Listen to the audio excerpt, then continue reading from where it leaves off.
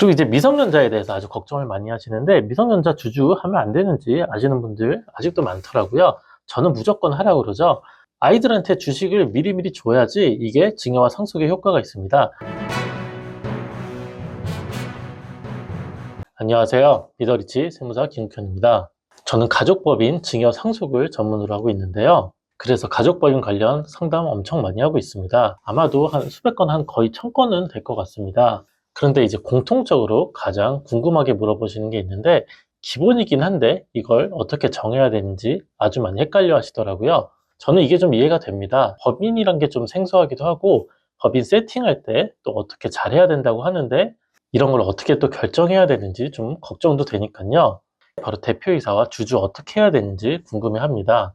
가족 법인이라는 게 사실 이게 핵심이잖아요. 대표이사 누가 하고 주주를 또 누구를 구성을 해야 되는지, 이게 아주 큰 핵심이니까 다른 것들도 중요하지만 이 두 가지를 잘 만들어 놔야 됩니다. 제가 상담하면서 말씀드렸던 것 이제 요약해서 말씀을 한번 드리겠습니다. 가족법인 설립해야 되겠다, 이제 실제로 결정을 하시면 저랑 상담하시면서 또 다시 이야기해 보시면 되겠죠.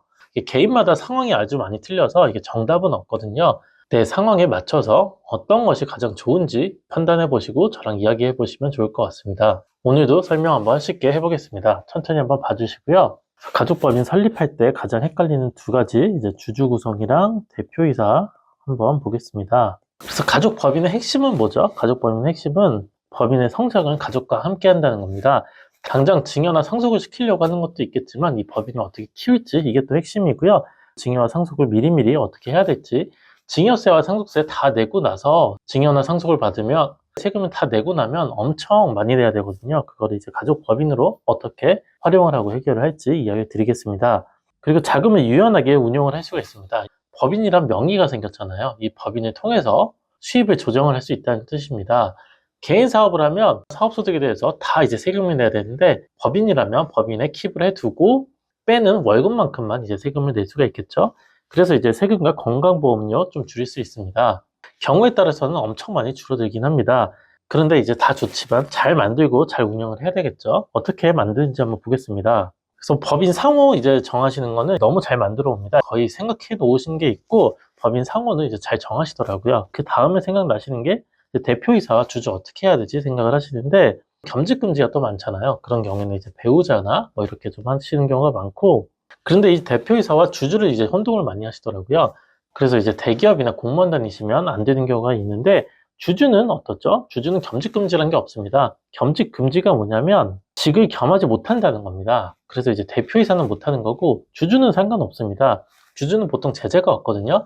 간혹 어떤 회사의 경우에는 이제 주식을 갖지 못하게 만드는 경우가 있어서 그런 경우에는 안 되긴 하는데, 이 겸직금지에 비해서는 아주 폭이 작고요.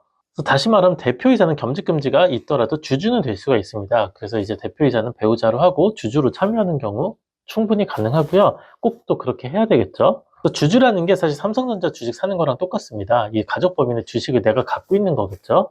그래서 대표이사와 주주를 겸하는 경우가 많아서 혼동이 많이 생기는 경우가 있고요. 사실은 의사결정 자체는 주주가 하는 건데, 우리가 하고 있는 가족법인은 가족들로 구성이 되어 있어서 보통 의사결정은 대표이사가 하는 경우가 많습니다. 그래서 처음에 우리가 세팅하는 이 작은 회사에서는, 우리 가족법인에서는 여러 역할을 수행하기 때문에 좀 헷갈리는 경우가 있겠죠. 대표이사와 주주 가장 큰 차이를 한번 보면, 대표이사는 회사를 대표하고 업무를 집행하죠. 그래서 이사회에서 선임이 되고 고용을 해야 됩니다. 그래서 급여를 받습니다. 근데 주주는 뭐죠? 주주는 회사에 돈을 낸 사람입니다. 회사의 소유자고 주식을 보유하고 있죠. 주주총회를 통해서 의사결정에 참여를 하고 배당을 받습니다. 만약에 대표이사가 마음에 안 들면 이 주주들이 모여서 의결을 해서 대표이사를 바꿀 수가 있겠죠. 우리는 가족법이니까 그런 일은 별로 없습니다. 오히려 상황에 맞춰서 대표이사 누가 할지 이제 결정을 해야 되겠죠. 그런데 이제 세금 문제가 더 중요합니다. 세금 문제에서 대표이사는 급여를 받고 주주는 배당을 받습니다. 대표이사면서 주주면 어떻게 되죠? 그러면 급여도 받고 배당도 받을 수가 있죠. 둘 다 받을 수 있죠. 근데 주주만 되면 배당만 받을 수가 있겠죠. 이걸 이제 잘 활용을 하는 겁니다. 아이들을 주주로 만들어서 배당을 주고, 대표이사는 부모님이 하면서 급여를 측정을 어떻게 할지, 그리고 배당은 또 어떻게 뺄지, 이런 걸 전략으로 만드는 겁니다. 나머지 돈들을 이제 법인에 킵해놓고 투자를 하거나 이렇게 하시면 되겠죠. 대표이사가 언제 안 되는지를 아시면 더 도움이 됩니다. 이 경우를 빼고는 거의 다 대표이사가 되니까요. 대표이사를 할 수 없는 경우를 보시면, 첫 번째는 19세 이하 미성년자, 그러니까 자녀가 미성년자면 대표이사는 할 수 없고요. 공무원분들 보통 겸직금지가 있습니다. 대기업에 비해서 공무원분들은 겸직금지가 더 세더라고요. 그래서 대표이사 못하게 되어 있고, 처음에는 이제 법인이 없을 때 발기인이라 그러는데 발기인에 참여할 수가 없습니다. 대기업은 회사 정관상에 제한을 두기 때문에 잘 안 되고, 사실은 겸직금지라는 게 아주 엄격하게 보면 업무 시간 내에 겸직을 못하게 되는 건지 아니면 업무 이외 시간에 해도 되는지 또 이런 것도 있고, 보통 부동산 투자회사 같은 경우에는 또 인정을 해주는 경우도 있습니다. 대기업이나 공무원의 경우에도 이제 승인을 받으면 겸직이 되기는 하는데, 그런 거 이제 좀 불편해 하시죠? 그런 경우에는 그냥 대표이사를 배우자로 하는 경우가 더 많긴 합니다.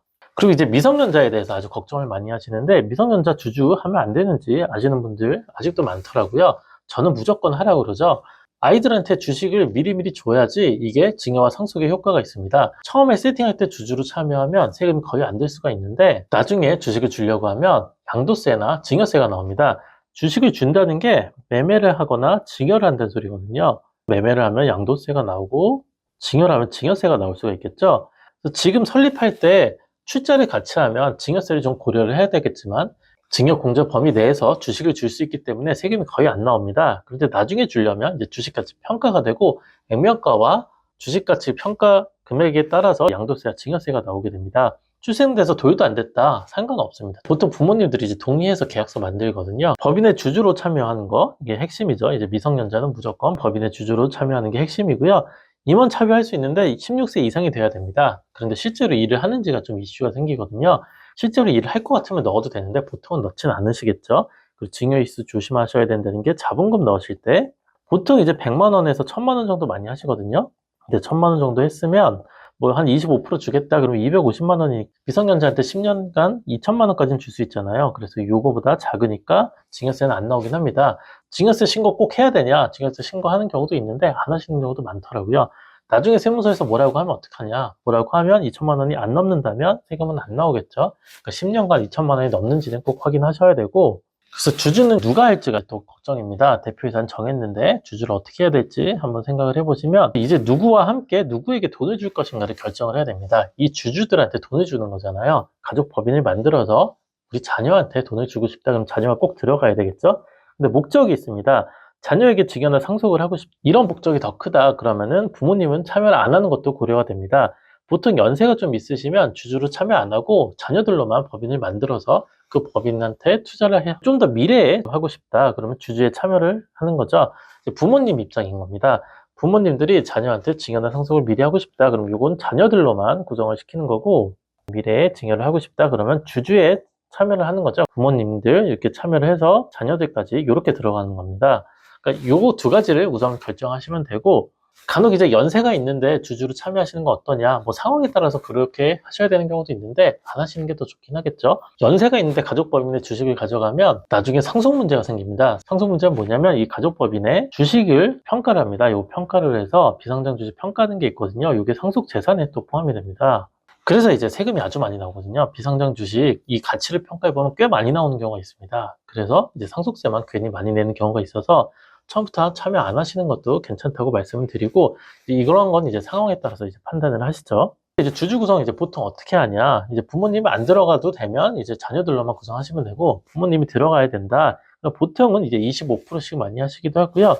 아니면 이제 대표이사 본인은 30%, 배우자 30%하고 자녀들 20%씩 이렇게도 많이 합니다. 주주 아닌 감사 감명도 필요하거든요. 감사는 이제 부모님 중에 한 분 이렇게 하시면 되고, 뭐 내가 이제 겸직금지가 걸렸다 그럼 배우자 보고 이제 같이 사업을 하자 그렇게 해서 대표이사를 시키고, 본인이 이제 30% 주주는 가능하다고 했죠. 직장인이나 공무원분들 주주로 참여하고, 자녀들도 20%씩 하셔도 됩니다.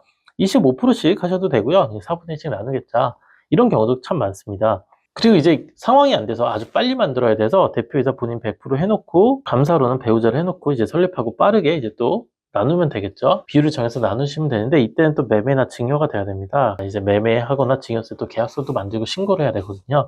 불필요한 비용이 드니까 처음부터 이렇게 세팅 잘 해보시는 거 좀 권해드리고요. 주주 구성의 핵심 다시 한번 설명을 드리면, 지분 분배 얼마나 잘 해놓았는지 이게 아주 핵심이고, 증여세를 고려해봐야 되겠죠. 앞으로의 배당 계획은 어떻게 되는지, 세대 간 이전 가능성은 어떤지, 법적인 요건 확인을 해봐야 되겠죠. 앞으로의 돈은 어떻게 뺄지 이런 것까지 장기적으로 상황을 파악을 해놔야 됩니다. 저랑 상담하실 때 이런 걸 종합적으로 말씀드리고 앞으로 어떻게 하면 좋겠다 이렇게 좀 말씀을 드리죠. 그리고 이제 가족법인 관리 누구랑 함께 하는지가 아주 중요합니다. 가족법인이라는 개념 자체도 이제 좀 생소할 수도 있고 세무사마다 전문 분야가 달라서 가족법인, 부동산 투자 아니면 증여 상속 이런 분야는 제가 전문으로 하고 있으니까 연락 주시면 상담 드리고 또 관리해 드리겠습니다. 다음에도 좋은 내용으로 찾아오겠습니다.